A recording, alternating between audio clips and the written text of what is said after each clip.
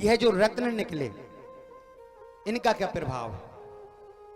क्योंकि देखो, अगर आपने कथा तो सुन ली, कई बार सुनी होगी कि समुद्र मंथन से रत्न निकले। अच्छा, रत्नों का प्रभाव क्या है? मैं आपके जीवन से उन रत्नों का प्रभाव बताऊं। आजकल जो हमारा जीवन है बहुत व्यस्तता भरा है। हम, ध्यान दीजिएगा बाबूजी, भैया ध्यान दीजिएगा, बोल वृंदावन बिहारी लाल की जय हो। हमारे जीवन में रत्नों का क्या प्रभाव है?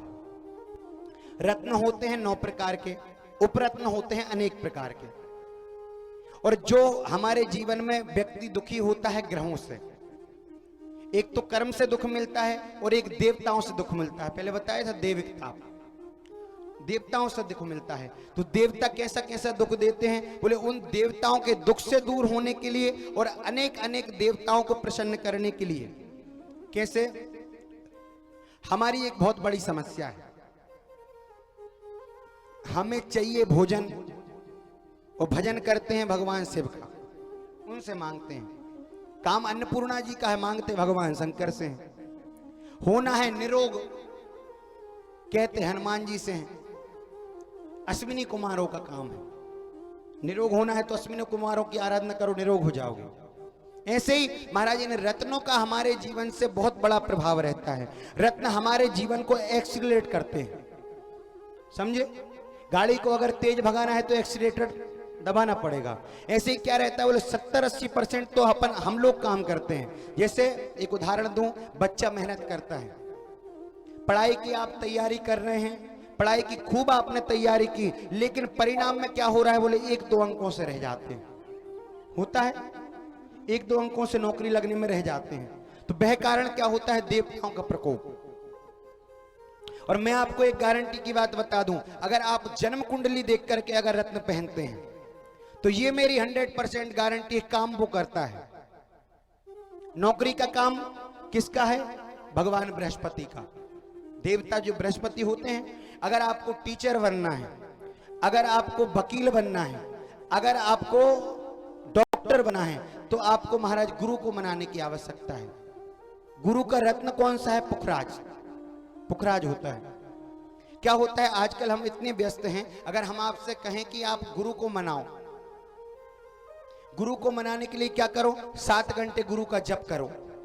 क्या आप कर सकते? बाकी सब काम कौन करेगा?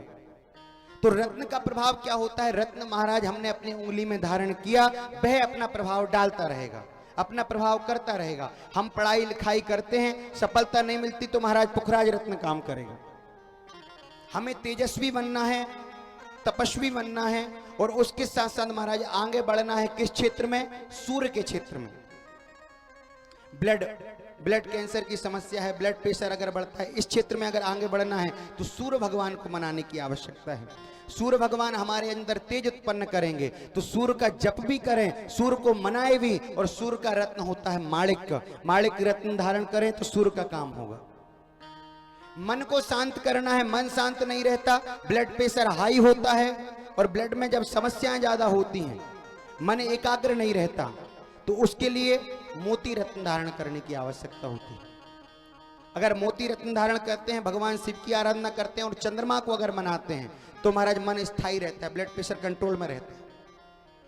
अगर हमें खेती किसानी में सफलताएं चाहिए, खेती किसानी के साथ साथ और भी हमें, जैसे मान लो ब्लड का काम है, ब्लड कैंसर वगैरह है, ब्लड को सुधारना है, ब्लड में विकार होते हैं, एलर्जियां होती हैं, इनसे अगर हमें सावधान रहना है और इनको अच्छा करना है, और इससे संबंधित अगर काम करवाना है, मंगल से संबंधित पुलिस ऑफिसर बनना है, मिलिट्री में जाना है, ऐसे कामों में अगर जाना है महाराज, तो मंगल को मनाने की आवश्यकता है।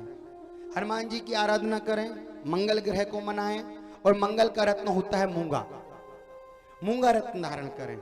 किसी बेटी का विवाह नहीं हो रहा, विवाह में ज्यादा समस्या आ रही है, मूंगा रत्न धारण करें, अगर कुंडली दिखा करके विवाह पक्का।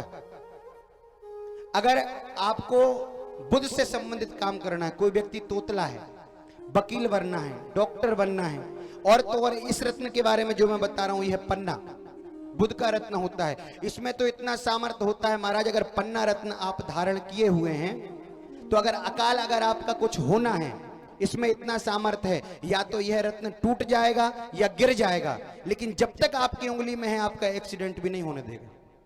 इतना प्रभाव मैंने देखा है। ये पन्ना रत्न का प्रभाव। बुध को मनाएं।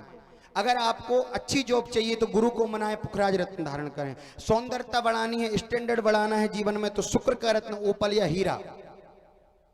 अगर आपको एकाग्र होना है और अपने लक्ष्य को पूरा करना है, न्यायाधीश बनना है, शनि की 7.5 से बचना है, तो कौन सा रत्न है? नीलम। राहु केतु परेशान कर रहे हैं तो राहु का है गोमेद और केतु का लहसुनिया। इन रत्नों से होता क्या है महाराज, अगर हम इनकी अगर सहारा लेकर के चलते हैं तो जल्दी से जल्दी अपना काम होता है। आपने देखा होगा कोई भी जो सक्सेसफुल इंसान है, जिनके पास सब कुछ है, सब अच्छे से काम कर रहे हैं, उनके हाथ में आपने अंगूठी जरूर देखी होगी, चाहे वह नरेंद्र मोदी क्यों ना हो। 100% बात है। अगर आपको राजनीति में आगे बढ़ना है तो माड़े के पहनोगे तो जल्दी आगे बढ़ोगे। ये रत्नों का प्रभाव है। और यह रत्न और यह जो ज्योतिष विद्या है, यह महाराज हल्की विद्या नहीं है, यह पूर्वजों से चली आ रही है, यह ज्योतिष विद्या। तो आइए, मैं निवेदन कर रहा था, यह समुद्र मंथन से यह रत्न